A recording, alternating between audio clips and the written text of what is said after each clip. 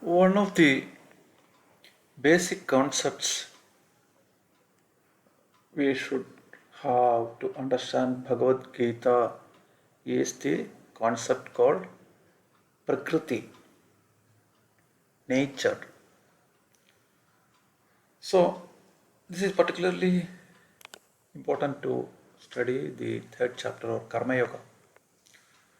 So, this is you should have know certain fundamentals, the fundamental concepts. Then it is easy to understand Karmayoga.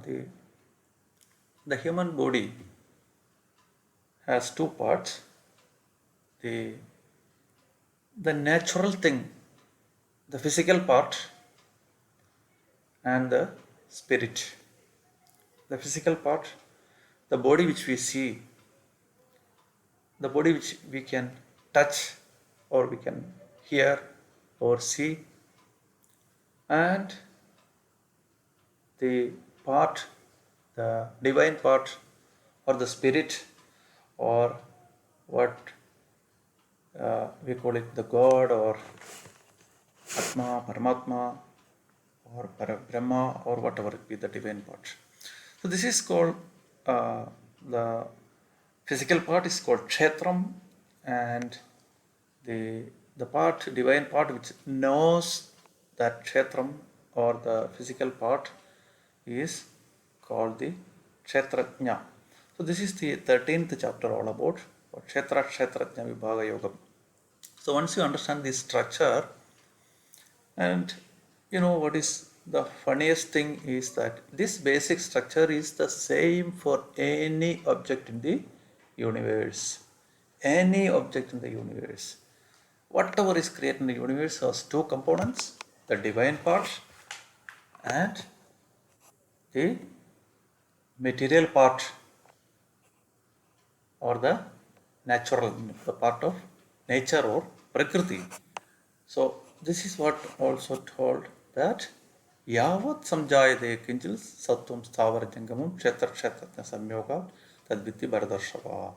Whatever is created has these two parts. So the structure is the same for a king or the servant or the richest man or the poorest man or an animal or a tree or a rock or a piece of sand or water or glass or your pen or your mobile phone. Everything has the same structure. It is a part which is called part, the divine part, and the material part. So once you realize that your structure is the same as all other objects, then your ego just disappears. Nothing that big about you. So this is understanding of this Prakriti, the nature, is very important. So this once this Karma Yoga is all about that. It says that whatever your activities, that whatever our activities of the people are just the part of nature, or let it be part of nature, let it be natural. Just like the water get evaporated and it becomes a cloud, and then the clouds get shifted by the wind, and then the rain falls and it becomes small streams and becomes river and it becomes ocean. It's all become naturally, it all happens naturally. It's not because any particular effort that okay, the water became it wrote some exams and it decided it has special exercise, or the water has special it has it oh, I wanted to become the vapor, water vapor, or one day I'll become the rain. Nothing like that.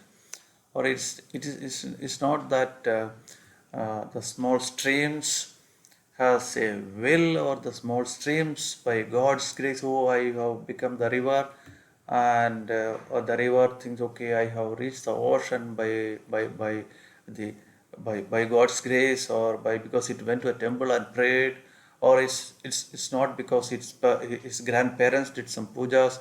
It is nothing like that. It all happens because it's nature, by its nature. It's just from higher place, the water flows to a lower place, and finally it reaches a river. It become a big river, and it become ocean. It's all. We never say, and you see it other. We never see it other way. We know it's so naturally. It's a loss of nature. It's a physical. So we understand those things. See, but our human body, human behavior is also just like that. If you can understand physics, if you can understand chemistry or biology or mathematics, you will be able to understand Bhagavad Gita also. The discussion in Bhagavad Gita also. You will be, if you can understand any of the natural sciences, then the discussion in Bhagavad Gita and the particular the Karmayoga is very, very simple. So you are just if you so you think that the particular you like that particular music, it's this great. It's not like that. It's just pairing of your nature with that nature of that music, that sound. So it's all chemical. It's all, see what you're thinking. You get elated. You get depressed. One day you become very, very happy. It's all because of the physical-chemical reactions in your brain. There is nothing big divine about that. Your thoughts, it's all physical-chemical reactions. So you say it is not like that. No, then how can the drugs affect it? How can certain drugs make you more happy? How can certain chemicals make you unhappy or happy? Or how can the psychiatrist treat depression? How come people get Parkinsonism? So chemicals. And how come the biggest thing which you see every day is there's a chemical called C2H5OH, which make changes in the behavior of the people. So these are all your thoughts. Everything these are all physical chemical things. These are Prakriti, nature. The Bhagavan, the person who sees those things, the person who observes those things, the person who constantly knows, who the word is Veda, the person who, the thing which entity which knows it constantly, that part is the Bhagavan. That Edat yo veti. So, idam shariram kaundeya kshetramitya vidiyede. Edat yo veti tam prahu kshetrajnayidita. So the thing entity which realizes this body has no role in its activities, though it constantly knows what is happening. So that is, everything is Prakriti. So we are not responsible. The God or the Bhagavan is not concerned about anything. It's not responsible for any of these things. So